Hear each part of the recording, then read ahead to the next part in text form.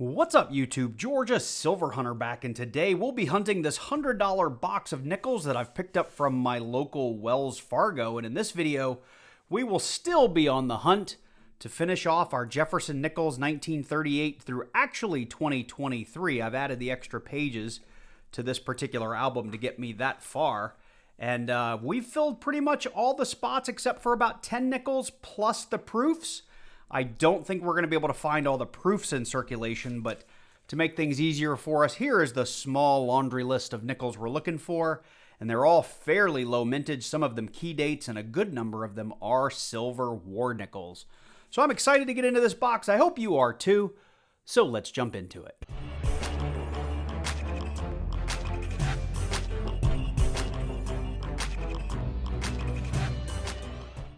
So for those of you that have stumbled into this video and don't really quite know what we're doing here, we have picked up a full $100 box of nickels from the bank, and we are going to open each and every one of those rolls, looking through nickels for obviously things that can help fill out the album, plus anything like buffalo nickels or V nickels or war nickels or any type of error or variety that's out there that could be numismatically relevant. Now, I do have a documented description down below this video of all the things that I search for when I hunt nickels, and it's a pretty good list, but honestly, it doesn't start until about 1964, I believe.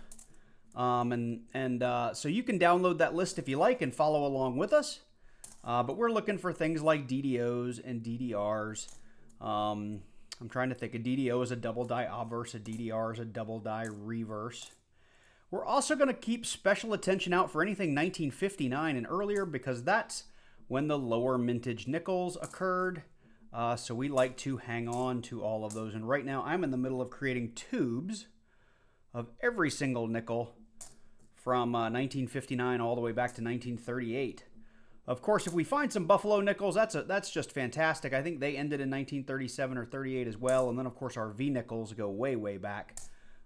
We call them V nickels because they have a giant V or Roman numeral 5 on the back.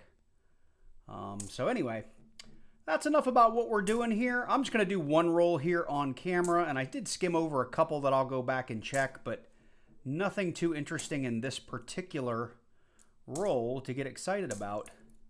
The nice thing is we do have nice circulated rolls, which is always the hard part when it comes to nickels. So with that, I'm going off camera. I'll bring you in each time we find something interesting to talk about. So we're getting into roll number 4 right here, and I was getting these splayed out, and something jumped right out at me. Hopefully you guys can see it right there. These are old and gray, but this guy, right, where'd he go? Right there is kind of shiny and new looking. And I think what I have right here, unless somebody chrome plated this thing, I think we've got ourselves a 1961 proof nickel. That would be my guess, and there's just a little over 3 million of these ever produced, and as said at the beginning of the video, that I didn't plan on finding a bunch of proofs, and honestly, this is probably only the 4th or 5th one I've ever found, but that's definitely going in the book. And along the way, I did find probably the nicest 1963 I've ever found in circulation as well. That is very likely to be an upgrade for the book. Getting into roll number 9, and we've got our first little extra something from the mint. We've got ourselves a dime instead of a nickel. 1991, nothing too special, but we made a nickel on the roll. So we're getting into roll number 11 or 12, and we've got another special roll here with a dime. Oh wait, we don't just have a dime, we've got something else too, but let's check out our dime first, since that's what we went for. 2023 Philly, don't really care, but what fell out of the back we do care about. We got ourselves a buffalo. It's pretty well worn, and it is dateless. So I may, before the end of the video, try to nick-a-date this thing to get a date off of it. But pretty successful hunt here, finding a buffalo and a proof in the same box. Now, we had some ugly nickels in here. I did want to look at those with you while we were here. Let's see here. We got an ugly guy here, and this is a 1940-something. Damaged beyond recognition. No idea if that's a 43 or a 45 or just a 40. No idea, but it is a 40s nickel. What else do we have? There was another chewed up one in here. Where did it go? There it is. What do we have here? Just a chewed up 2012, so nothing special there. All right, well, I have made a complete and total mess of this roll, but pretty cool finding a buffalo and getting overstuffed by a nickel.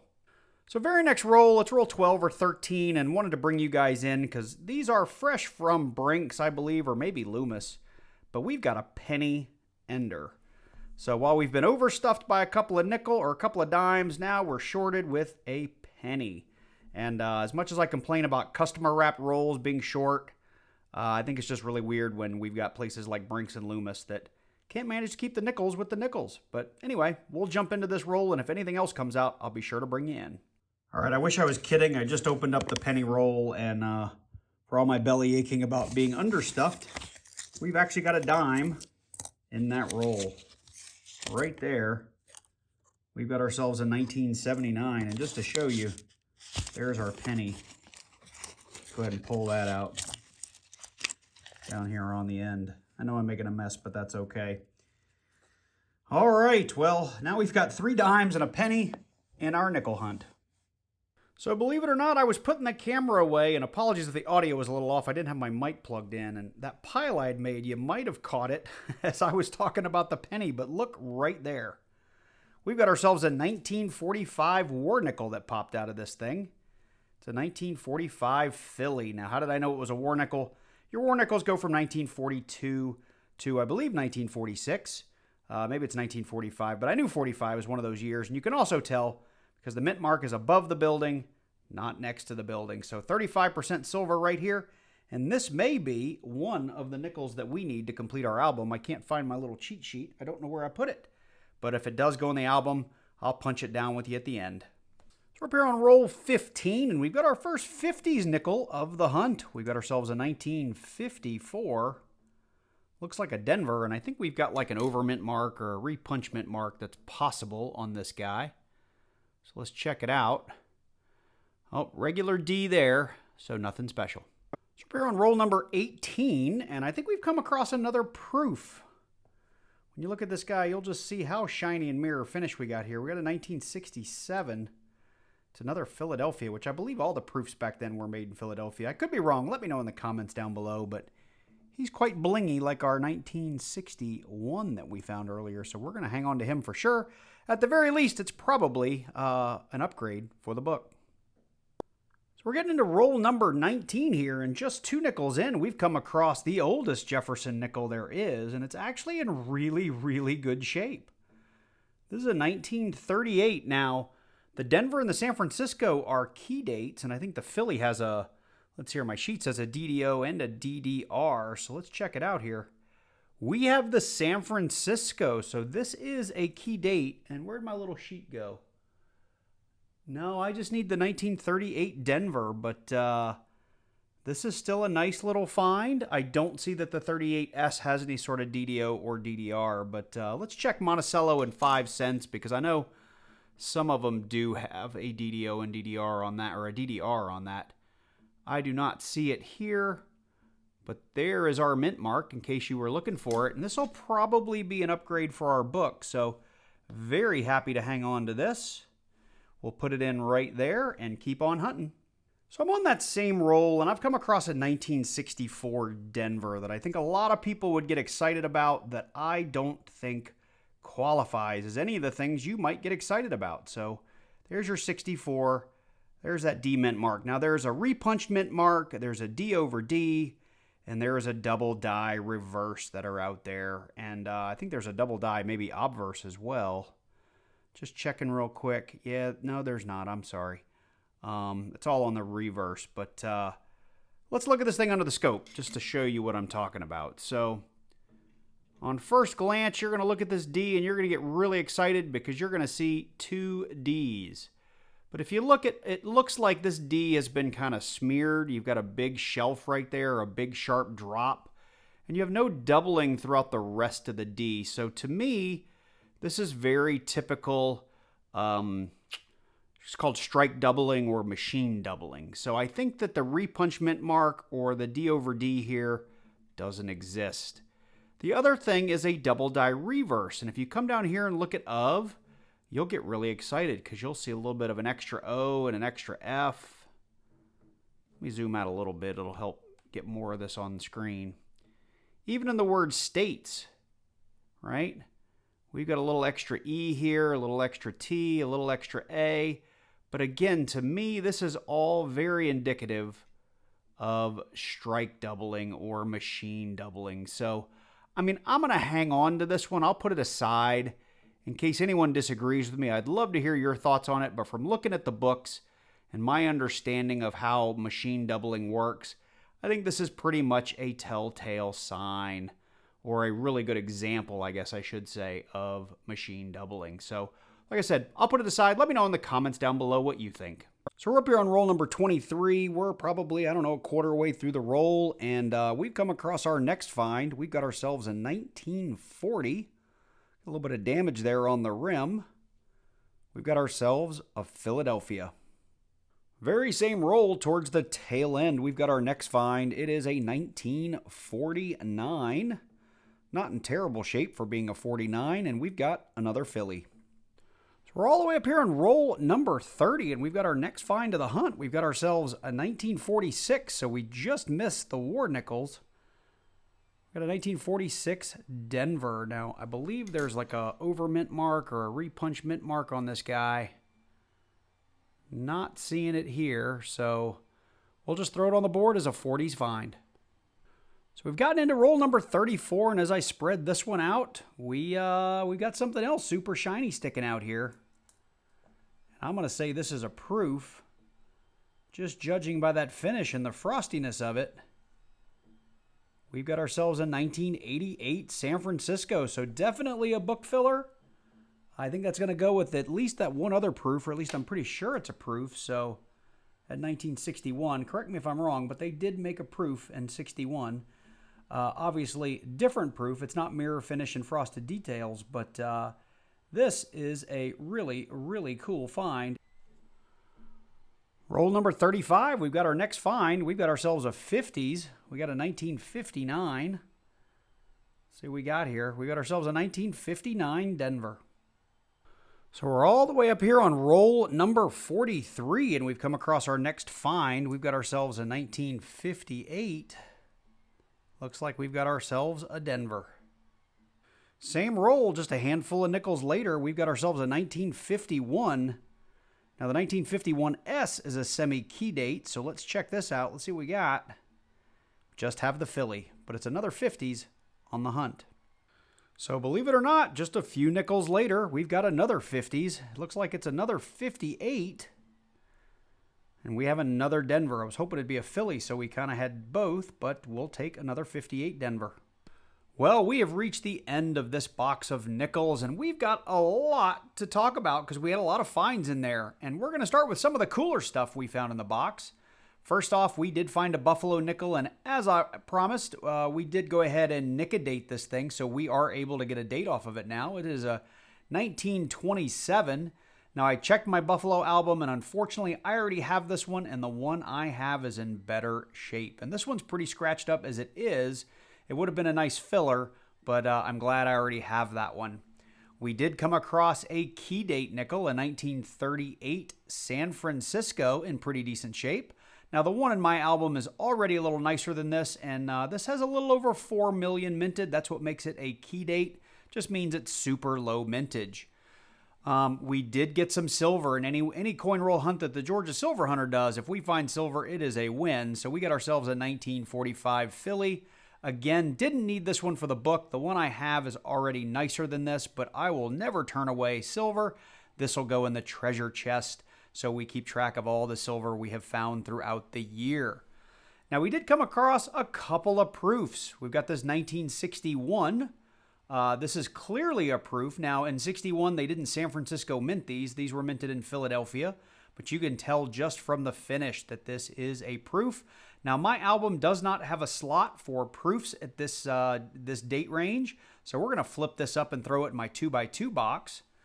Now, this is going to be a book filler. We came across a 1988 San Francisco proof, and this one you can tell because we've got that mirrored finish and the frosted details. So I know at the beginning of this video I said I wasn't hopeful of finding many proofs to fill out the book, but we found at least 2 today. I've got a couple more that I do want you guys' opinion on here towards the end, but an oddity of this box is we ended up with 8 pennies and 5 dimes stuffed in bank wrapped rolls, which is just crazy. None of the pennies were terribly special. 5 dimes. If these were all supposed to be nickels, we actually got shorted by, I don't know, 1 or 2 nickels, but because we got so many dimes, it worked out. Now, we did get a couple of 1940s. I think we had a Philly and a San Francisco, and this San Francisco is beat all to hell, so that's definitely not going anywhere. So we're going to go ahead and just dump that back to the bank. We did get a couple of 1946s, I think a Philly and a Denver, a 1949, a 51, a 54, 3 1958 Denvers, and a 1959. Now, down here on the end, during the video, I might have called some of these out as proofs. This 63 very well could be, but it just doesn't quite have the sheen on it that the 61 does. So I think this is just a really nice 63. I don't think it upgrades my book. Actually, the 63 I think does. The 64 Denver I pulled just because it was really, really nice. I did check my album, and it's not going to be an upgrade. However, this 1967 is an absolutely gorgeous nickel, and that will definitely be going in my book. And this is another one where I think it may be a proof. It just, the finish is almost too good for this just to be a standard Philadelphia nickel. But I'm going to go ahead and slot it in because it is so pretty. If you do think it's a proof, let me know in the comments down below. So with that, I'm going to go ahead and get these out of the way. I'm going to get the book out, and we're going to punch some of these things down just so you guys can see the album. Even though I've kind of already told you it's pretty much full, it's always fun to check out the status of the book. So let's jump over. Okay, so let's take a look at our Jefferson Nickel album here now. I've already set a lot of my coins aside, but here's page 1. It's a little difficult to see because the holes bleed right through, but that 1945 I already had. I think it was the 45S, and we had a 38S. We've already got those, so no biggie, but you know, we're missing just a handful of holes here in the beginning part of the album, and then once we get up into the 70s, it's mainly the proofs, which is really cool. The one proof from 1961, as you guys can see, I've already gone ahead and flipped that up. So we've got that and put the mintage on it. A little over 3 million on that 1961. And that 1938S I did flip up as well. We got a little over 4.1 million on that key date. So pretty cool. As for the rest of our book fillers or upgrades, we have that 1988. Put it way up here for you. 1988 San Francisco. So that's going to end up right here. So we got a little hole filler going on right there. Very cool to be getting proofs in our bank boxes. And the other two that I think are going to be upgrades, I've got a 1963 and a 1967, both Phillies. Let's come back here. The 63 I have in here is really nice. I'm going to poke it out the back, actually. Easier to get out that way. I will fix that a little bit later. I think this one's a little bit nicer, and it may actually be a proof, and that may be why it looks nicer. But we'll get that one plugged in.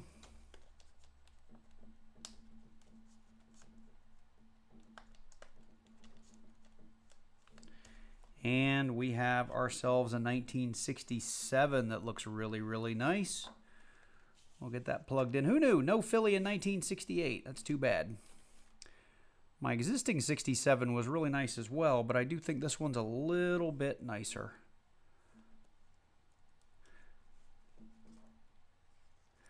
And that was it for the book. So out of all that, we just had 3 coins we were punching down. Still looking to fill out the 50D, the 49S, the handful of war nickels, and then the 38D, 39D, and 39S. Would love to come across those one of these days, but the album is shaping up nicely. So with that, I hope you enjoyed the video. If you did, let me know. Drop on down below, leave me a comment, and click that like button while you're down there. If you're new to the channel and you enjoy coin roll hunts, make sure you do hit that subscribe button and then click that little bell and select all so you get notified each and every time I do release a new video. I'd really appreciate it. And if you are new, leave me a comment. Let me know you are new. And I do have a nickel album fill from the very beginning. I'll see if I can link that at the end of the video. So if you want to see this album get filled up from the beginning, check out that playlist. Special shout out to all my channel members.